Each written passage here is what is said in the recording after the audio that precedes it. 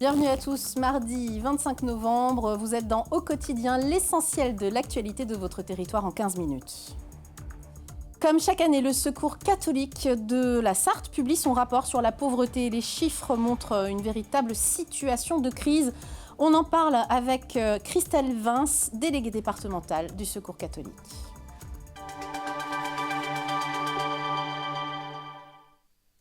Les écourues de la Sarthe sont terminées. On fait le bilan de ces 3 mois de nettoyage avec des trouvailles parfois étonnantes. Vous allez le voir dans notre reportage. Et puis le marché de Noël du Mans est ouvert. Les commerçants à proximité le voient d'un bon œil pour attirer les Sartois en centre-ville avant les fêtes.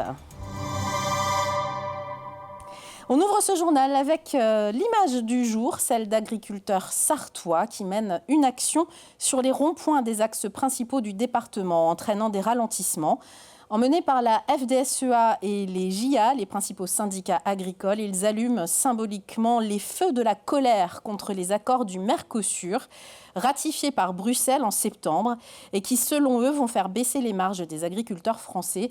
Vous retrouverez un reportage complet dans notre édition de mercredi 26 novembre. Et puis, fait divers, les plongeurs de la brigade fluviale de Nantes ont repêché ce mardi le corps de la jeune femme portée disparue depuis la nuit de dimanche à lundi à Sablé-sur-Sarthe, au niveau du port de la commune. Elle était activement recherchée par les gendarmes. La piste criminelle a rapidement été écartée d'après nos confrères du Maine Libre. Un accident impliquant 4 véhicules s'est produit vers 14h39 sur l'autoroute A11 entre Brou et la Ferté-Bernard en direction du Mans et de Paris, c'est-à-dire dans les deux sens. Le bilan provisoire fait état de 6 blessés. La circulation a été interrompue dans le secteur jusqu'à 17h et a entraîné au moins 10 km d'embouteillage. Allez, un autre sujet. Vous l'avez peut-être remarqué si vous avez observé la rivière Sarthe ces derniers jours. L'eau remonte, synonyme de la fin des écourues. Et pour les agents du département, c'est l'heure de dresser le bilan. Résultat, beaucoup de déchets et parfois même des choses insolites, comme vous allez le voir dans le reportage de Colin Ancel. L'interdiction n'a pas été respectée. 2 files de 25 mètres de long de déchets. Après 6 semaines intenses à récurer, inspecter les berges et le fond des plus de 80 km de rivière, voici les trouvailles. Des panneaux de signalisation, des scooters possiblement volés et dépecés, 215 pneus, 2 coffres-forts et des billets. La première fois qu'on a trouvé ça, on croyait que il y avait une liasse avec des élastiques, c'est ça, on croyait. Puis après, une fois qu'on l'a eu en main, on s'est aperçu que c'était des faux. Est-ce que c'est des gamins qui ont fait ça? Je ne sais pas. C'est dommage, vous auriez pu être riche. Bah oui, on aurait pu. Je vous en parlerai pas si ça aurait été des vrais, je sais pas, j'en sais rien. C'était les 7e écourues de Pascal. Alors pour les agents, comment cela fonctionne? On avait 3 bateaux, un bateau de chaque côté de la rive, avec 2 gars dedans à la rame, et un bateau à moteur au milieu. Et à chaque fois qu'on trouvait un truc, comme ce qu'on trouve là, eh bien, on l'enlevait avec des crocs ou à la main pour les dévaser. La plupart du temps, c'est dans la vase, même les scooters, on fait ça à la main. Pour les encombrants plus lourds, c'est avec une grue hydraulique que cela sera repêché prochainement. Au total, plus de 260 mètres cubes de déchets, conséquent, mais pour une raison bien précise. Lors des écourues précédentes, on concentrait nos efforts de nettoyage dans les canaux de navigation, les canaux qui amènent aux écluses. Et cette année, on a pris le temps de parcourir l'ensemble de la rivière. On a fait les 86 km, alors que d'habitude, on faisait une vingtaine. Donc on a récupéré des objets qui étaient certainement là depuis très longtemps dans le fond de la rivière. Car malgré la douzaine de chantiers effectués et les travaux divers réalisés, cette montagne de déchets retient forcément l'attention. Ce qui m'a marqué, c'est le point négatif, c'est de tout ce qui a été récupéré. Le point positif, c'est qu'à travers vous, à travers les messages, eh bien, convaincu que dans 3 ans et dans 6 ans, il y aura moins d'encombrants. Cette affirmation sera-t-elle respectée? Réponse en 2028 pour les prochaines écourues. Il est l'heure d'accueillir notre invitée Christelle Vince, déléguée départementale du Secours catholique de la Sarthe. Et vous avez un message à lancer aujourd'hui et on va très vite le comprendre puisque depuis 30 ans, le Secours catholique publie un rapport annuel sur la pauvreté au niveau national et aussi au niveau des régions.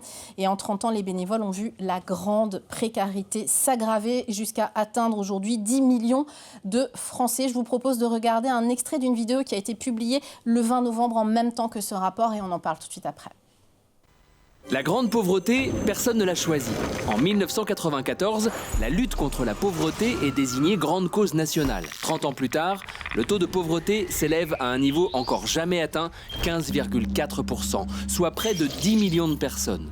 Au Secours catholique, nous sommes les témoins de cette aggravation. En 2024, 74% des personnes soutenues sont en situation d'extrême pauvreté et près de 26% des ménages accueillis vivent sans aucune ressource. En 1994, il n'était que 10%. Christelle Vince, déléguée départementale du Secours catholique en Sarthe, vous lancez un appel à un sursaut politique. C'est vraiment à la mesure de l'urgence aujourd'hui que vous constatez dans ces chiffres? Oui, complètement. On le voit. Alors, on a l'impression que le taux de pauvreté n'a pas particulièrement augmenté. Néanmoins, deux constats. On peut dire qu'il n'a pas diminué de manière significative. Et il y a 30 ans, on parlait de la pauvreté. Aujourd'hui, on constate aussi différentes formes de pauvreté et des profils qui se diversifient beaucoup. Alors, il y a un fait marquant en Sarthe, et ça, on en parle un peu chaque année, c'est la réalité de la pauvreté chez les femmes. En Sarthe, c'est 66,5% du public que vous rencontrez, que vos bénévoles rencontrent, contre 56,5% au niveau national. Donc, il y a 10 points de plus chez nous. Ça, c'est vraiment le profil type des personnes qui poussent la porte? Oui, complètement. Les femmes sont majoritaires parmi les personnes que l'on accompagne. Et à travers ça, il y a une autre réalité aussi, c'est que certaines sont des femmes isolées, mais un certain nombre d'entre elles, plus de 32%, sont des mères isolées. Et donc cela touche aussi par ricochet des enfants qui subissent la pauvreté de leurs parents et là, en l'occurrence, de leur mère. Aujourd'hui, il y a une double peine que le Secours catholique souhaite vraiment mettre en exergue, parce qu'il y a une sorte de ras-le-bol, finalement, de la base et des bénévoles également, qui constatent qu'il y a une stigmatisation dans une forme de discours de certains politiques, évidemment. On ne va pas mettre tout le monde dans le même panier, mais il y a un discours ambiant, notamment dans certains médias, que vous ne pouvez plus entendre, à savoir quand on veut, on peut, et les pauvres utilisent le système finalement. Ça, c'est plus possible. Non, effectivement, la pauvreté n'est pas un choix, ce n'est pas une fatalité non plus. En tout cas, c'est parce que vous constatez, vous? Absolument. Le revenu médian des personnes que l'on accompagne, il est de 580 € par mois. Je pense qu'on peut difficilement imaginer que les personnes se plaisent dans cette situation-là et assument de se maintenir dans une telle situation. Il y a 30 ans, la pauvreté était grande cause nationale. Et puis, on a vu les discours évoluer vers plus de stigmatisation, un vocabulaire beaucoup plus péjoratif aussi vis-à-vis des personnes en situation de précarité. Et c'est vrai que nous, on appelle à un sursaut à la fois des politiques et aussi de l'opinion publique, de se désaccoutumer en fait aussi de cette fatalisme et de cette banalité qui est devenue pour certains la pauvreté. Et c'est ce qu'on souhaite, en tout cas, c'est de sortir de ce fatalisme-là et de se dire que, on peut agir à certains niveaux, et c'est ce que font aussi nos bénévoles au quotidien en accueillant les personnes en situation de précarité. Et puis les chiffres peuvent être trompeurs, parce qu'aujourd'hui, le seuil de pauvreté, par exemple, c'est 1 288 € par mois pour une personne qui vit seule. Et moi, j'ai tendance à me dire, comme ça, sans réfléchir, 1 288 €, il y a quelques années, en tout cas, on se serre un petit peu la ceinture, on n'achète pas d'objets plaisir, par exemple, dans le mois, et ça passe. C'est plus le cas aujourd'hui. Ce n'est plus du tout le cas aujourd'hui. Le contexte économique, les crises successives, l'augmentation du niveau de vie fait qu'aujourd'hui, avec quasiment 1 300 €, on ne boucle plus ces fins de mois. Une fois qu'on a payé l'énergie, le loyer, la première variable d'ajustement, c'est l'alimentation. Et il y a quelques années, la seconde variable, c'était le vêtement, les achats vestimentaires et les loisirs. Aujourd'hui, ce n'est même plus une variable d'ajustement. Et alors, en plus, vous pointez du doigt un discours qui tend à dire que les pauvres profitent du système, sauf qu'il y a une réalité, c'est que au moins une personne sur 4 n'a pas recours aux prestations auxquelles elle a droit aujourd'hui en France. Ça, c'est aussi quelque chose que vous constatez dans vos locaux. C'est ce qu'on constate. On le constatait l'an dernier, on le constate encore cette année. C'est vrai que les démarches se sont complexifiées via la dématérialisation. Et il y a aussi, face à un discours parfois de stigmatisation, un choix qui est fait pour les personnes de ne pas solliciter les aides auxquelles elles pourraient prétendre, parce qu'elles ont peur aussi de trop perçus, de devoir rembourser. Et on a vu aussi des personnes dans ces situations-là où quelques mois, quelques années après, les institutions leur demandent de rembourser une certaine somme qu'ils ne peuvent plus rembourser. Et donc ça les met là aussi dans une vraie précarité et une difficulté financière. Est-ce que vous et vos bénévoles sont inquiets pour la suite de ce qui va se passer ? Alors, on est inquiet, oui, parce qu'on appelle un sursaut politique et qu'on a aussi un besoin de volontarisme à ce niveau-là. Et c'est ce qui n'est plus le cas pour le moment, en tout cas. On reste optimiste aussi parce qu'on vit la rencontre au quotidien au Secours catholique. Il faut le dire, il y a beaucoup de sourires quand même dans vos locaux. On y a fait des reportages, on le voit. C'est une richesse, en fait, de rencontres des deux côtés à chaque fois. Complètement. Il y a un besoin de convivialité. C'est une rencontre d'égal à égal aussi. Et c'est ce qu'on vit au Secours catholique, c'est de vivre cette rencontre, de faire des aides qui sont significatives et donc d'avoir un accompagnement global et de le vivre de manière fraternelle et ouverte à tous par le biais d'un accueil inconditionnel. Et c'est ça qui est beau. C'est ce que vous faites tout au long de l'année. Merci pour ça. Votre accueil de jour est ouvert quel jour ? C'est 32 rue de la Mission au Mans ? C'est tout à fait ça, du lundi au vendredi, de 9h à midi, ouvert à tous. Le numéro de téléphone 02 43 16 05 50. Et si vous voulez retrouver ce rapport qui sort tous les ans, donc au bout de 30 ans, on a des chiffres quand même très très fiables, vous pouvez aller sur sarthe.secours-du6catholique.org. Merci Christelle Vince d'être venue nous parler de cette réalité. Merci à vous. Allez, un tout autre sujet. Noël approche. On est aussi dans le sujet de l'économie avec le marché de Noël qui a ouvert ses chalets ce week-end, place de la République au Mans. Une période festive, mais aussi un moment crucial pour les commerces de centre-ville. Bénéficie-t-il réellement de l'affluence générée par le marché de Noël ? Élément de réponse dans le reportage d'Anthony Piton. La magie de Noël a pris ses quartiers place de la République. Le marché, un incontournable qui attire familles et visiteurs dans le centre-ville. Plus de 20 000 samedi dernier pour l'ouverture.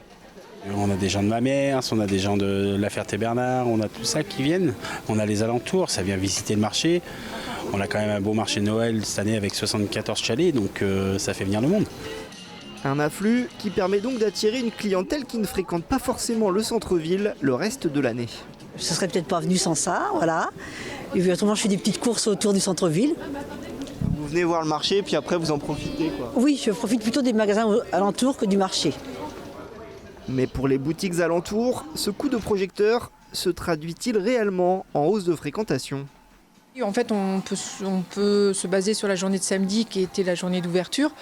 Donc effectivement, on a eu plus de visiteurs, finalement plus de visiteurs que d'habitude, parce que depuis un certain temps, nous subissons les travaux et donc en général, les clients qui viennent dans la boutique sont plutôt des clients qui ont un objectif d'achat. Voilà.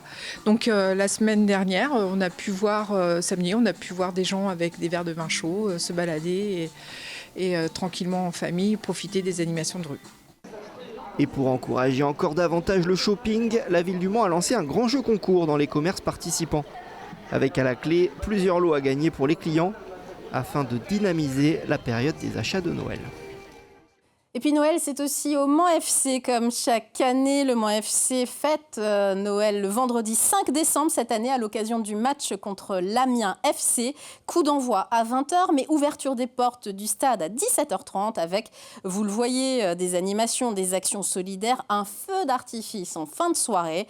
La billetterie est ouverte et des tarifs avantageux sont mis en place. La tribune Est est à 10 € jusqu'à samedi 29 novembre à 18h, évidemment dans la limite des places disponibles. La météo de mercredi 26 novembre, le ciel sera variable entre soleil et nuages partout en Sarthe avec un petit vent venant du nord-ouest qui pousse les nuages, donc pas de pluie attendue. Les températures sont comprises entre 1 degré le matin et 9 l'après-midi. On joue cette semaine au quotidien.